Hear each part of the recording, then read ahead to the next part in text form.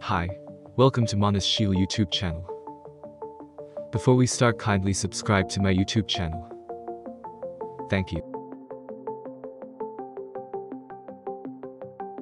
Let's start the video. If you haven't watched the previous video, I'll link it in the description box, or you can click here.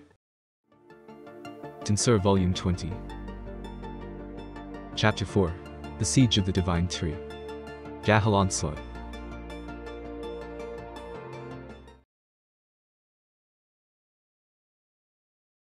Hooray for a successful operation.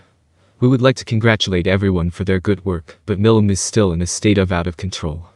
The order to Milim to destroy the sacred tree was lifted, but the problem was not over yet. If we continue to fight here, the aftermath of the battle alone would cause Sarian to suffer tremendous damage.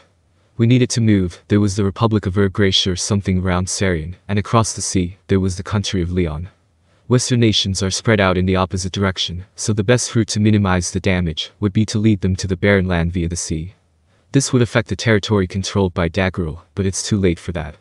However, we do not want to cause damage to the people living in the area, so we have to evacuate the area. In such a case, it is Sawe. Sawe, I am going to lead Milim to the barren land now, but I don't want the people of Daggerul to be harmed. Can you do that? I told him the gist of what I was going to do. Sure enough, the answer came back as I expected. Leave it to me. I've left a clone for such an eventuality, so I can move immediately. Sawe, the workman. He's a good worker. Normally, I wouldn't think of that may happen, but with Sawe, it's understandable. Sawe's ability as a man was demonstrated again, and I felt happy today, though I usually feel sarcastic about it. I was so relieved to know that I can handle this situation, that I left it to him. I was relieved, but then something terrible happened. Time stopped. Who did not read the situation and did something unnecessary, I complained inwardly. No problem if Milim stops too, but it is working as a matter of course. Moreover, during time stop, the world's defense power is 0, so Milim running amok has become an extremely dangerous existence.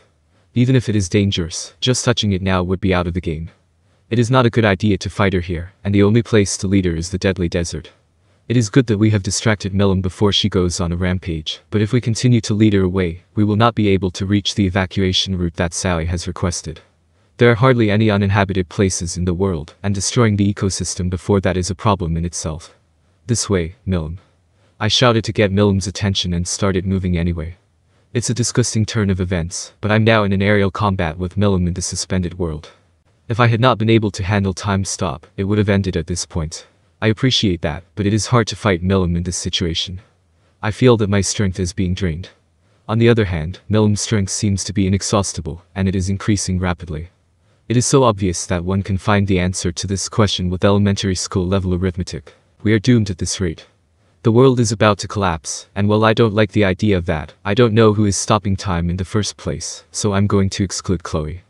Gearvelzard is a possibility, but I don't think it makes sense, since they are also among those who can move. Who did the unnecessary thing? Feldway. It's a perfect way to harass the victim, but is this really the right time to use it? We are not in a position to look for the culprit like this, but we need to find out who did it in order to solve this situation. That was the time. Rimuru, can you hear me? Bildor spoke to me on telepathy net. To be precise, thought information is transmitted via soul corridor. In suspended world, it is almost impossible to use magicule-based skills, so it is difficult to transmit even information, except for exceptions like us. I mean, Bildor is not affected by time stop.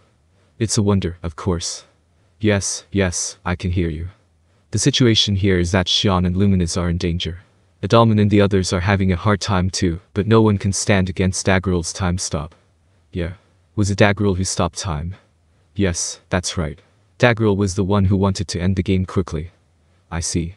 The culprit is suddenly revealed.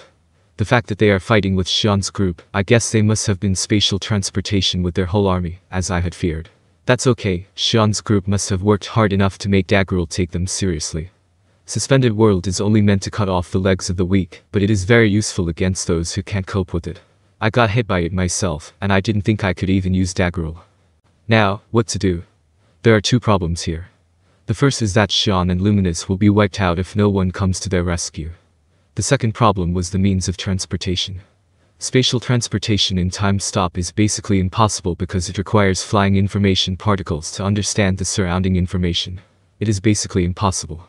Although it is possible to move within the visible range, it is meaningless because it is faster to move normally. This is because, regardless of the distance, the coordinates of the destination must be read by interfering with the information particle. If the information particle has to be moved back and forth, it would be faster to move itself. In this case, even if I go to the rescue now, Daggerel will finish his complete control of the area before I can reach Lobelis. The result would be the same whether I went there or asked Vildor. And since I was dealing with Milim, Vildor was the only one I could ask. Vildor, even if you can't make it in time, will you go to the rescue right now? I've been waiting for you to say that.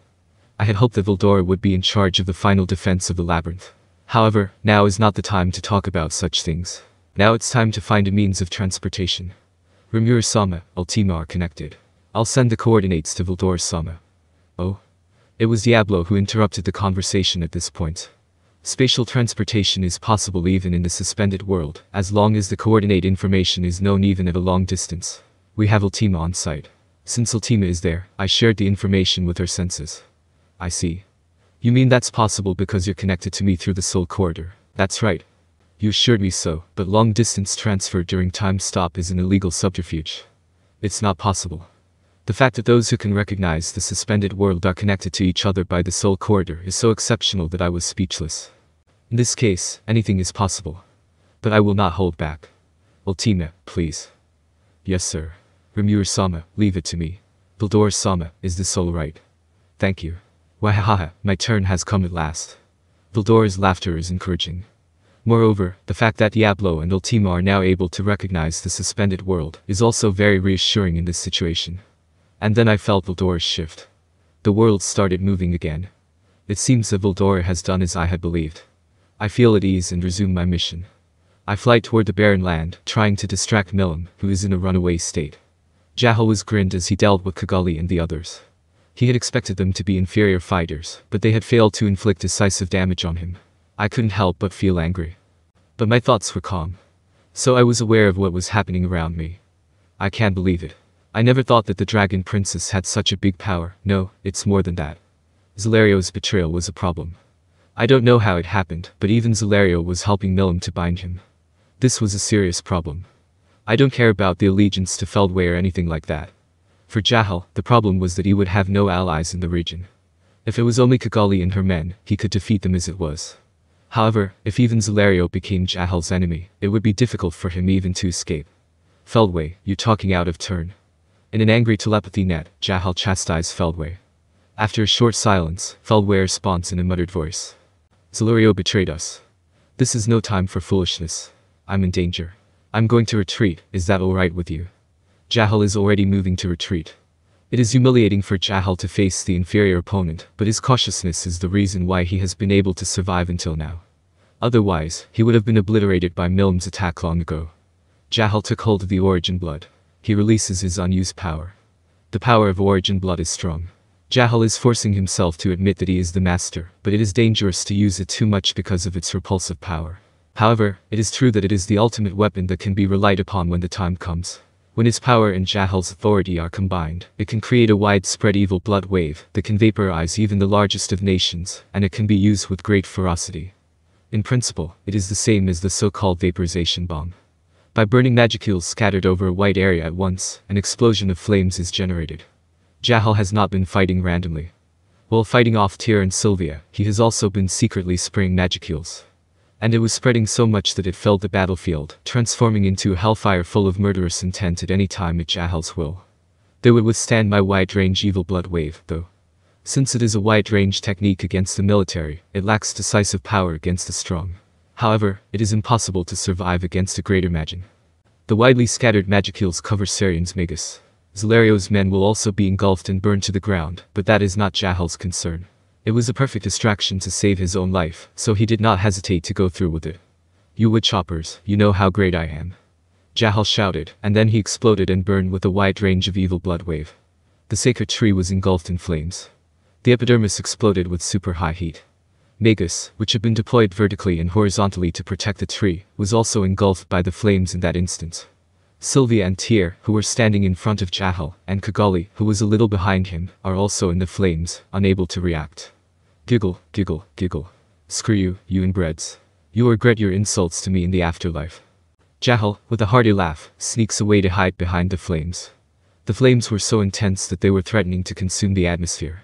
But as soon as Jahal was out of sight, "Oh, man, thank God you're not paying attention," Benamir said, and all the flames were drowned out. It looked like it was going to be a catastrophe, but the damage turned out to be minor. Sylvia, Tyr, and Kigali did not suffer a single burn. Even Magus, who was the most dangerous of the three, was unharmed. Although some of the magic rider who were exposed to the instantaneous heat seemed to be unable to move, their bodies were protected, and they did not suffer serious injuries. The tree was supposed to have burst into flames, but although the surface of the tree was scorched, each and every branch was still fresh. This is proof that the tree is not as damaged as it looks, and it will be restored to its original state in a few days. Oh my God, it was so hard to control the air without Jahal noticing, wasn't it? That's Omija, isn't it? As I expected, you took appropriate measures. Benamir smiles briskly as if he is appeasing Omija who is complaining. As can be seen from this exchange, the reason why there was little damage from the widespread evil blood wave was because Benamir was working behind the scenes. Benamir's workload was so outstanding that it could be called his all-around great activity. He was assisting the Kigali group against Jahal, while daring the operation to stop Milim. In addition, he noticed Jahal's plan and negotiated with Omija to stop it before it could cause any damage. The magicule spread by Jahal's power was a special flammable substance called blood mist to be precise. Vampires sometimes used it in their techniques, which was one of the powers of the origin blood. It has a smell that is slightly different from that of naturally occurring magicule. Benamir detected it through precise magic power manipulation, and knew that Jahal was up to something. As a matter of fact, there was one other person besides Benamir who had noticed this anomaly. Thank you for watching. Hope you enjoy it.